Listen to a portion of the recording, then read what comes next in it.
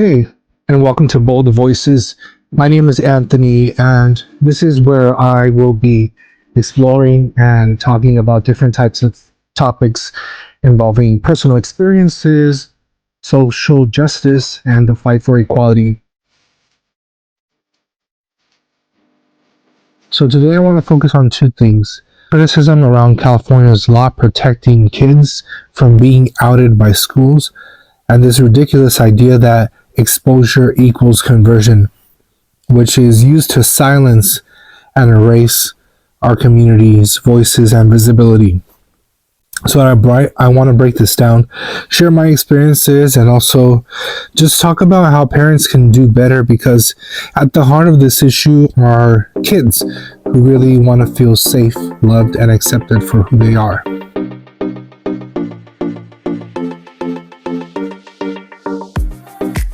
So let's start with this California law. It's pretty straightforward. So school officials and teachers cannot tell parents about their child's sexual orientation or gender identity without the child's consent. Simple, right? Well, not so simple according to some. And this is outrage from some parents.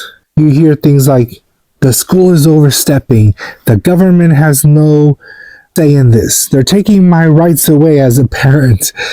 And while I understand the instinct to want to know everything about your child, we have to ask a harder question, which is, why do you want to know? For many of those parents, the answer isn't because I want to support my child, because I want to be there for them, because I want to accept them with open arms. It's because I want to stop them, because I don't agree with it. And that's exactly why this law exists, to protect kids from being forced back into the closet, from being punished, ridiculed, or even worse, just for who they are. Now, I know this because I lived it.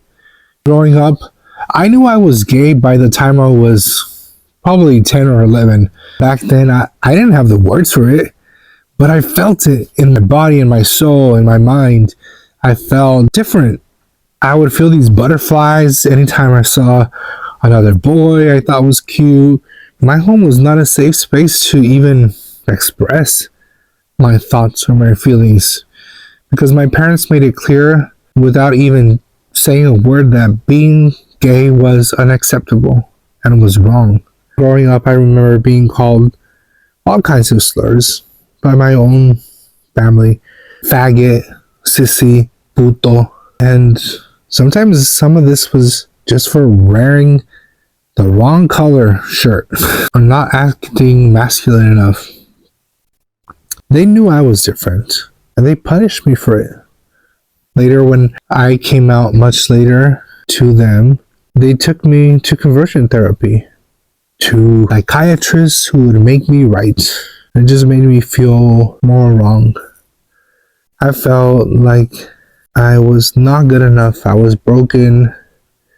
I was going to hell. Now, imagine if I had been outed by a teacher when I was 10 years old. I would have been devastated. My home was not a safe space for me to be myself. And that's the reality for a lot of LGBTQ plus kids today. So this law is a lifeline. It gives kids the chance to explore their identity in a safe space without fear of being punished by their own parents. And if you're a parent who feels the law is unfair or stepping boundaries, I want to encourage you to take a hard look at yourself. If your child doesn't feel safe telling you who they are, that's not the school's fault. That's on you. And if you're a teacher also who disagrees with this law, I would encourage you to take a hard look at yourself and consider the risks of a child who might not be accepted by their own family. Now let's talk about the idea that just seeing or hearing about LGBTQ plus people somehow turns kids gay or trans.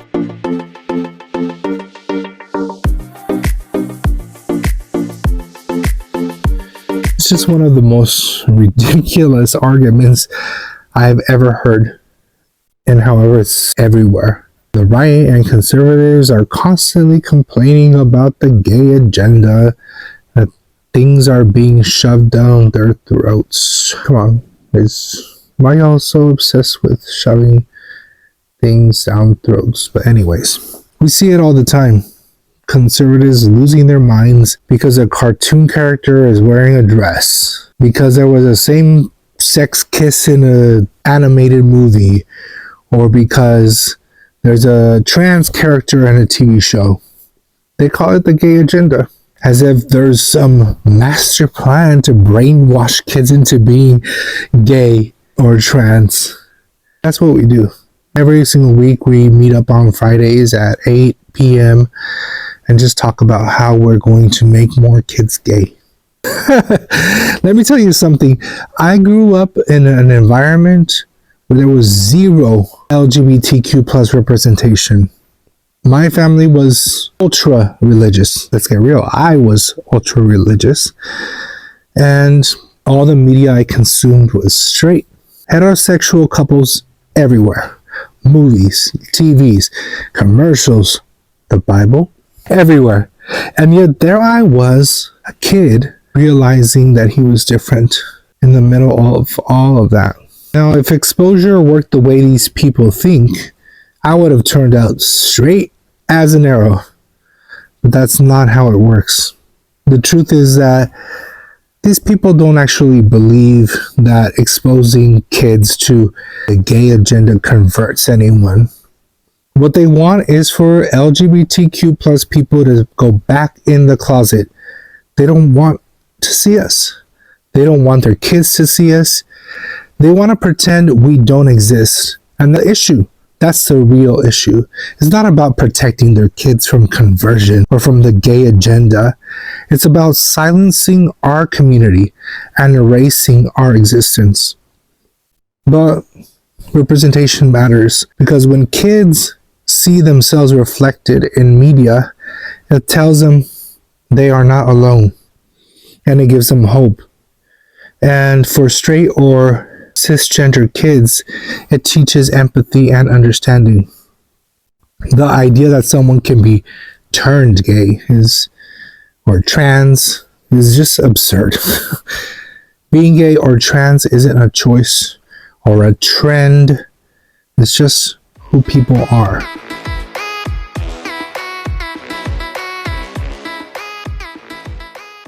Now, for parents listening, I want to share something important. Your love and support can make all the difference. Studies show that LGBTQ plus kids with accepting families are far less likely to experience depression or even attempt suicide. So if you're a parent who's struggling with all of this, I want to ask you, why does it matter to you if your child is gay or trans? What about that makes you uncomfortable?